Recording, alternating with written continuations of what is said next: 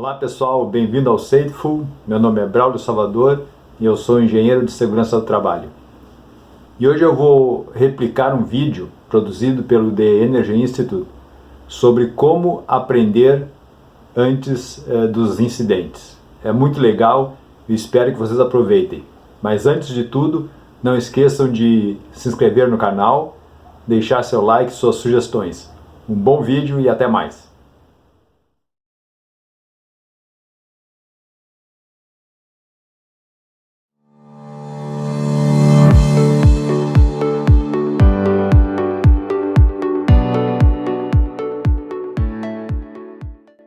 Nossa indústria fez grandes avanços no desempenho de segurança nos últimos 50 anos. A tecnologia tornou-se mais segura e técnicas como RASOP e Baltai nos deram maneiras de pensar e gerenciar os riscos e perigos. Esta abordagem tem servido bem à indústria, mas há alguns anos o desempenho estagnou. O que mais podemos fazer para alcançar o próximo passo e melhorar o desempenho em segurança no trabalho? O problema é que quando está definido que segurança é a ausência de incidentes, a falta de incidente também significa a falta de dados. O número de incidentes ou acidentes variam ano após ano, às vezes melhor, outras vezes pior. Como será no próximo ano? Mesmo que tenhamos procedimentos perfeitos, equipamentos perfeitos e treinamento perfeito, o local de trabalho está sempre mudando. A realidade que os trabalhos enfrentam pode ser muito diferente do que foi originalmente planejado. Isso leva a uma diferença entre os trabalhos imaginados ou prescritos e os trabalhos realizados. Em outras palavras, a variação no desempenho. Para ilustrar isso, imagine um trabalho de elevação de carga. A tarefa é levantar uma viga metálica até uma estrutura e encaixá-la em um espaço. Às vezes, o espaço é grande o suficiente, às vezes é muito pequeno. E os trabalhadores acham que precisam forçar a viga empurrando-a. Isso pode fazer com que a viga balance incontrolavelmente e potencialmente pode até cair das eslingas. Por 9 vezes, isso pode funcionar sem incidentes, mas na 10ª vez pode cair. Teríamos 9 resultados bons e 1 resultado ruim.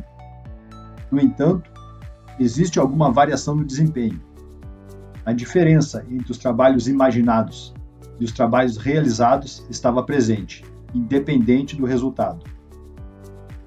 Em vez de simplesmente medir o resultado, as abordagens modernas de segurança estão cada vez mais medindo e aprendendo diretamente com essas variações no trabalho normal.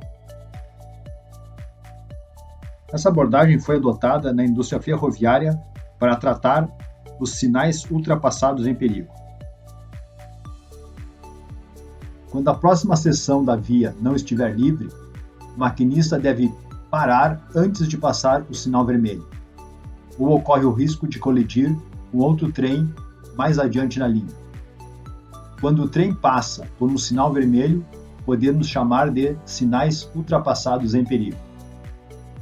A operação ferroviária queria saber se havia diferenças claras entre os maquinistas que passavam os sinais vermelhos e aqueles que não passavam. Para fazer isso, eles decidiram medir a distância de parada de cada trem após visualizar um sinal vermelho. Eles esperavam ver uma clara diferença nas distâncias de parada entre os momentos em que as ações deram certo e os momentos em que o sinal vermelho foi ultrapassado. Não houve diferença clara no comportamento dos maquinistas.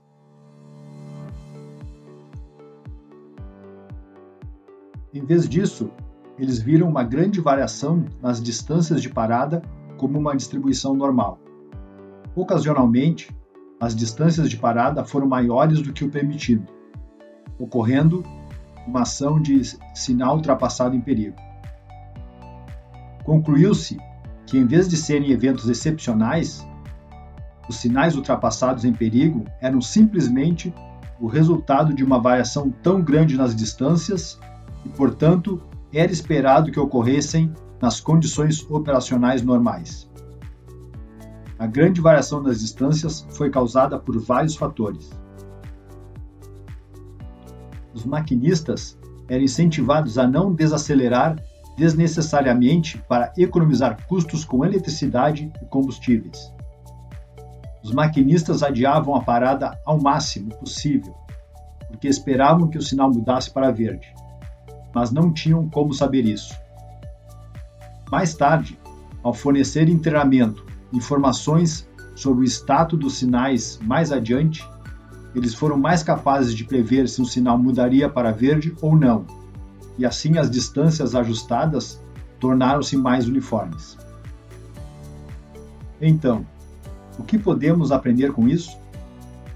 Sempre haverá uma diferença entre o trabalho como prescrito ou imaginado e o trabalho realizado. E sempre haverá variabilidade no desempenho. Isso é normal e até vital para que as organizações sejam flexíveis e adaptáveis. Quando incidentes acontecem, eles podem ser resultados excepcionais, mas não eventos excepcionais. É inútil culpar alguém. Embora nossos sistemas possam lidar com as variações até certo ponto, a diferença entre o resultado seguro e um perigoso está mais próxima do que pensamos. Ao ignorar o trabalho normal, ignoramos 99% dos dados. Se deixarmos de pensar na segurança como um resultado binário, em vez disso, encontrarmos maneiras de medir diretamente o desempenho da variação antes que os incidentes aconteçam, seremos capazes de prever onde é provável que ocorram incidentes. Essas são as áreas de trabalho em que nossas pessoas e processos experimentam grandes variações de desempenho.